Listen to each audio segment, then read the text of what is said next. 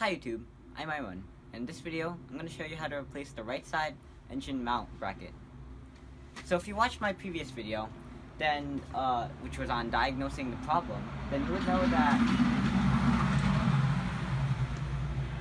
that the problems that we figured out with the engine was that you could hear that there were loud vibrations and noise coming from it, and that when you looked under the hood, that it had collapsed. Now, in that video, also had started snowing, and as you can see, the car is covered in snow. We forgot to bring it in before most of the snow came down. You can still see the snow still coming down, but at least now I can understand how it feels like for mechanics to work in the cold. Alright, so as I said before in the previous video, the part that we're replacing is this part right here. It looks like this, but it's this general part. It kind of looks like a triangle. So we're not going to actually show you the entire process because it's cold. We're just basically going to show you which bolts to take out first, which parts to remove first, and because of the cold. However, we do have radiators here, so it shouldn't be too much of a problem. Might be a problem with speaking, but for now, it's bearable.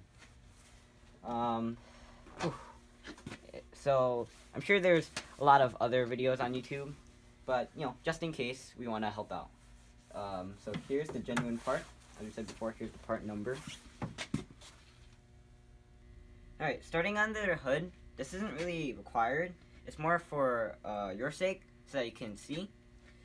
First, we take out the windshield wiper fluid neck right here. So, as I said, it's not required, but just so that you can see under it.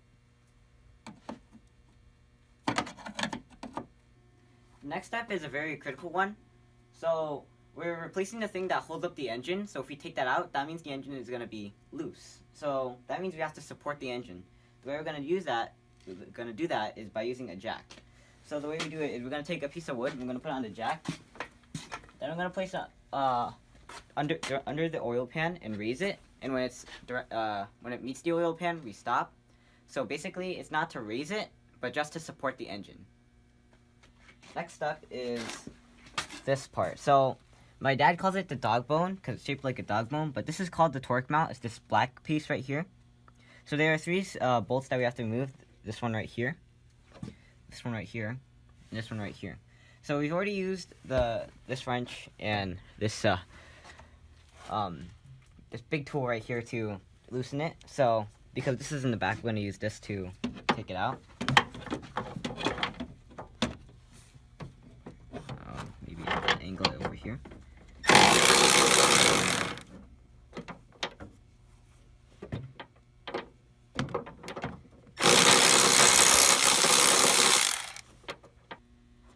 Alright, looks like that one is too long, so we have to use this instead.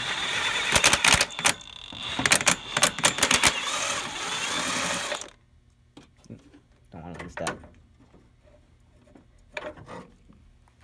Oh, this is a small screw compared to the other one. And the other side.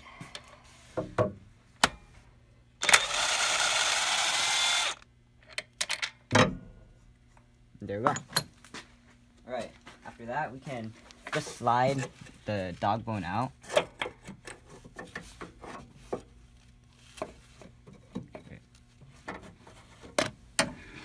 Set that aside.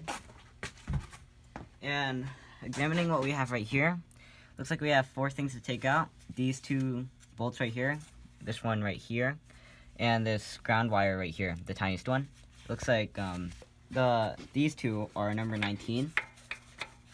This is a number 10, and this is the regular 17. First, we're going to remove the ground wire.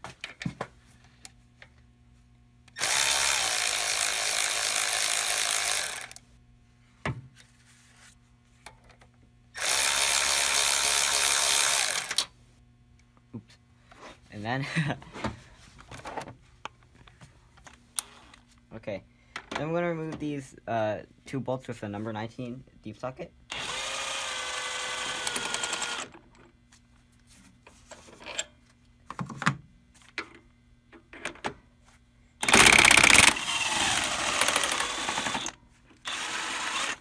these two bolts are for the engine, so we want to make sure that it's properly supported.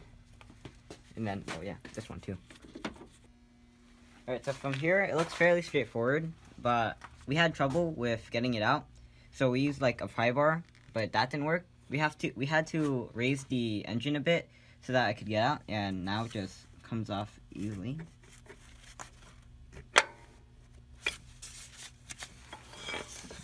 Slides off. And you can see here that it's actually already broken.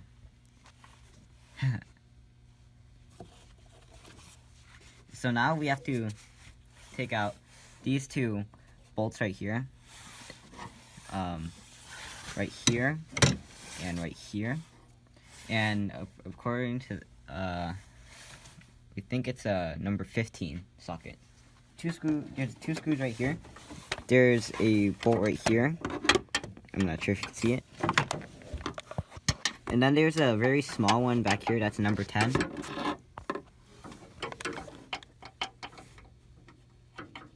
And that's a bit finicky to get out. I mean, we have a number 10 ratcheting wrench right here, but that's broken. So we're just going to try using a normal wrench to get it out. Just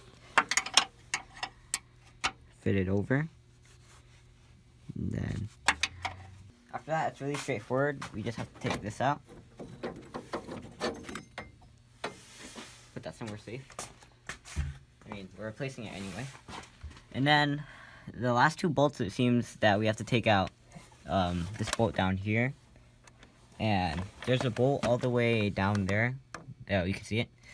And it seems that we have to get this out of the way, this hose out of the way, so that we can fit this down. They both seem to be 17 bolts, so it should be good enough. So we already put the two bolts securing it in out, and what's left is just to finagle the bottom part of the mount out. And at this point, I'm pretty sure you could figure it out. It doesn't take a genius, I'm sure. Alright, now let's compare the new part to the old part, and that's pretty much night and day. See, just sturdy on the old part, but when you take this off and this off, you can just see what difference it has. This is already cracked and showing some fluid, and this is just pristine. Alright, so the next step is just to put this back. It's gonna be hard, though. Looking at what we have here right now, it looks like we have to put this in the exact same way we put it out. That means we have to take this off, the top part, because when we put it in, we don't want to damage the hose. We don't really want to break anything, so I think we're just going to take this bolt off. I think it's a 17, so that we can put the bottom part first. So during putting it all back together, we found that when we were taking apart this, that this part right here was easier to slide out, and but that was because it was broken. And now, since this is fixed, it's gonna be a bit harder. We found that we can't screw the bottom part in first, so you can see that it's backed up first, so that we can slide this in. We're not gonna slide it out because it was a pain to get in the first part, but just know that if you want to get this part in, then you don't want to screw this in first. Another tip that we found is that in order to get the bolt down there, you can use the magnetic extension tool here. Just line it up, then let go of it. Because it's magnetic, you might need to hold on to the bolt while you do it. Oh. Okay, and then you use the tool to screw it in. So sorry I wasn't able to show you much of the process of putting it all back together. It was getting cold, and my dad wanted me to go inside because it's alright for him to get sick, but not for me to get sick. So anyway, this is how we basically did it. First, we tightened this bolt over here. The reason that we did that is because on this piece right here, there's a notch, and then there's a hole that corresponds to it. And then they're supposed to fit together, and then they're supposed to line up on top of here. And after we put that down, we put these two bolts, this one and this one. And then we put the 2 bottom bolts, we tighten them, but not too much so that we can still have room to finagle. And then we put these last 2 bolts, and then we tried to tighten them. And these 2 were actually a bit troubling because we had to lower and raise the jack to get the engine to lift and give us some room. And we also tightened this bolt too. After that, my dad then torqued all the bolts to their correct specs. This one was around 52, and these 2 were 47. I might be wrong, but it might be close. As for this tiny bolt right here, it's a 10. That was a bit hard to tighten. The thing is, we actually lost it, and we had to use the bolt from here and use it here. But it's alright because we already had another old 10 bolt that we could just put here. Oh, we also removed the power steering supply in order to give us room to bolt the bottom. We took a step back to tighten everything, and the next step is to put the dog bone. So figured out that we have to put it in vertically, then rotate it, and then just slide it in there.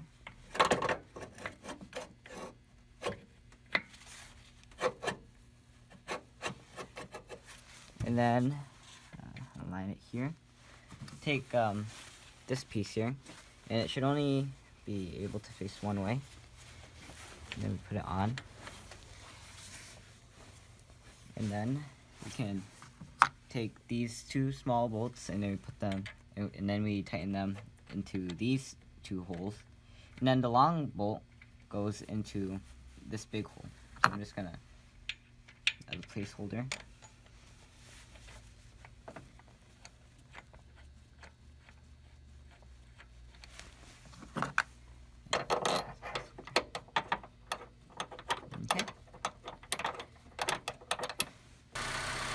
So we turn on the engine, and as you can hear, the engine sound hasn't changed. We're not focusing on the engine sound from outside, we're focusing on the engine sound from inside. So now that we've made improvements, as you can see, there's now a bigger gap right there. So that means that the transfer vibrations, there shouldn't be any because the hydraulic absorbs all of it.